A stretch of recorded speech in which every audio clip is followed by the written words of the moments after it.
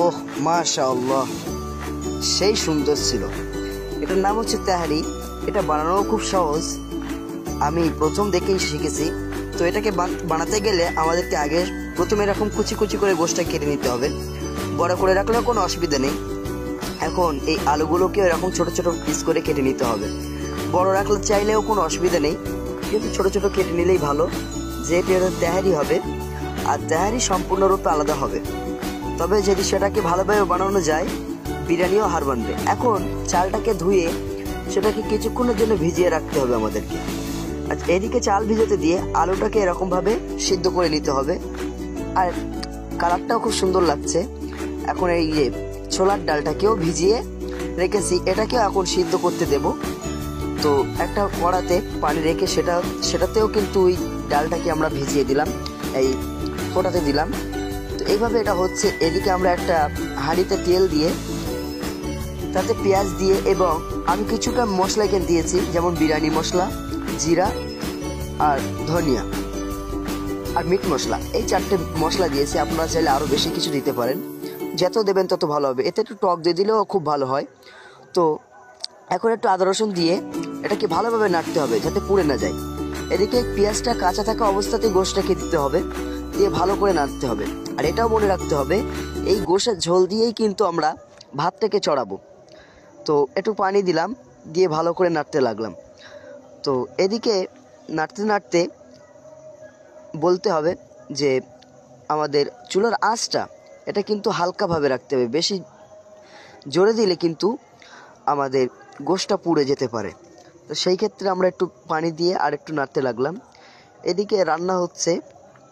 তো গোশটাকে এরকমভাবে ভালোভাবে চড়াতে হবে।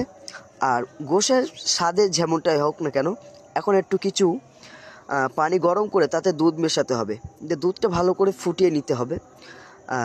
নেওয়ার পরে আমরা দুধটাকে আলাদা করে রেখে দিলাম, দিয়ে গোশটাকে চাপা দিলাম, কিছুক্ষণের জন্য থাকলো, তারপরে তুললাম।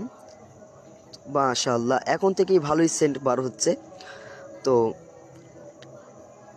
গোশটাকে আরেকটু গলালে ভালো হয়, ওই জন্য আরেকটু রাখলাম, একটু নাড়াচাড়া দিয়ে রাখলাম। দেখেন গোশের কিন্তু কালার উঠবে না, যেহেতু আমরা এখানে গুঁড়ো মরিচ দেইনি, বরং আমরা কাঁচা ঝাল দিয়েছি। সেই ক্ষেত্রে কিন্তু গোশের কালারটা ঠিক এমনই হবে, এতে ভয় পাওয়ার কিছু নেই। তো এদিকে গোশ হচ্ছে। তো ওদিক থেকে আমরা ডালটাকে তুলে নিলাম। ডালটাও কিন্তু অনেকটা হয়ে গিয়েছে, নরম হয়েছে। আমরা ডালটাকে তুলে এই যে হলো, অনেকটাই হলো। তো এটাকে আমাদের এখন ঠান্ডা করার জন্য রাখতে হবে। এদিকে গোশটাকেও তুলতে হবে। তো কিছুক্ষণ পরেই আমরা গোশটাকেও তুলে নিলাম। ঝোলগুলো রাখতে হবে, কেননা এই ঝোলেই কিন্তু আমাদের ভাত চড়াতে হবে। তো গোশটা তুলতে হবে। আর এটা মনে রাখতে হবে যে ঝোলটা যেন পুড়ে না যায়, সেহেতু আমাদের চুলার আঁচটাকে একদম পরিপূর্ণভাবে কমিয়ে দিতে হবে। তো গোশটা এই হলো, মাশাআল্লাহ ভালোই দেখাচ্ছে।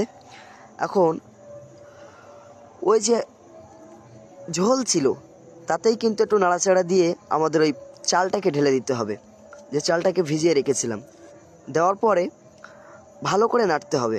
আর এটা মনে রাখতে হবে, এই পানিতে যতক্ষণ না মরবে ততক্ষণ কোনো পানি দেওয়া যাবে না। এটা ভালো করে নাড়াচাড়া দিতে হবে। দেওয়ার পরে আমরা ওতে দেব ঘি, যাতে ভাতগুলো ছাড়া ছাড়া হয়। তো এই আমাদের আসল মশলা, সব কিছুই আছে। তো দুধটাকে আমরাও দিয়ে দেবো।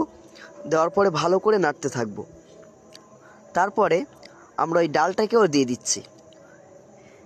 এরপরে আমাদের দিতে হবে ঘি। তো তার আগে একটু ভালো করে নেড়ে এগুলোকে মিশিয়ে নিতে হবে।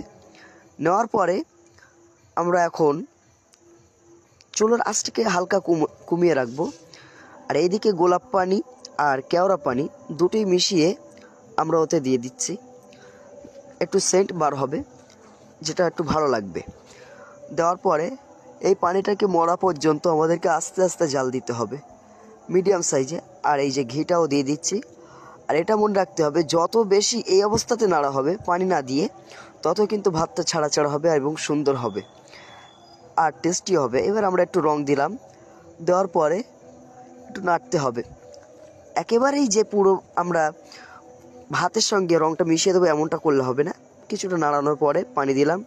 দেওয়ার পরে আর একটু ভালো করে নাড়তে হবে। তো এটা কিন্তু খেতে খুবই স্বাদ লাগবে। এখন আমরা ওতে আমাদের পরিমাণ মতো নুন দিতে হবে। আমরা যেমনটা নুন খাই তেমনই নুন দিতে হবে, আর ভালো করে নাড়তে হবে যাতে তলায় পুড়ে না যায়। এখানে পাতিলার হাঁড়ি ব্যবহার করলে ভালো হতো, এটা স্টিলের হাঁড়ি, এতে লাগার ভয় বেশি, ওই কারণে এটা আমাদের ভালো করে নাড়তে হবে। আর এদিকে জালটাকে কিন্তু আমাদের দিতে হবে মিডিয়ামে, না আস্তে না জোরে। দেওয়ার পরে আমরা কিছুক্ষণের জন্য চাপা দিয়ে দিলাম। চাপা দিয়ে আমরা এই উপরে একটু পানি দিচ্ছি, যেহেতু এই তেহারিতে ঠান্ডা পানি দিলে একটু অসুবিধা হবে, এই কারণে পানিটা একটু গরম করতে দিলাম। তো পানি এদিকে গরম হচ্ছে, আর ওইদিকে আমরা তেহারিতেও পানিটা ঢেলে দিলাম।